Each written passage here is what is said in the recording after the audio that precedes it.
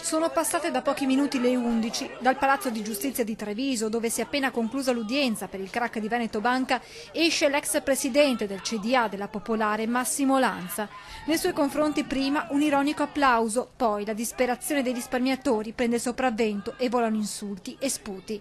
Sarà questo l'unico momento di tensione di una lunga mattinata iniziata alle 9, quando un centinaio di persone si è dato appuntamento davanti al tribunale. Niente fischietti o cori di protesta, a parlare striscioni e cartelli e poi i volti e le storie di chi da questa vicenda ha perso tutto.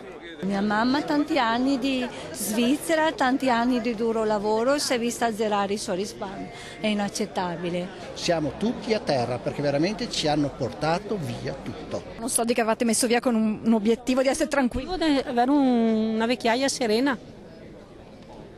La nostra serenità dove è andata? Avevamo messo il risparmio anche per il nostro futuro di vecchiaia e questo non è stato possibile. Più tardi viene organizzata una sorta di flash mob, tutti a terra, prima seduti, poi distesi.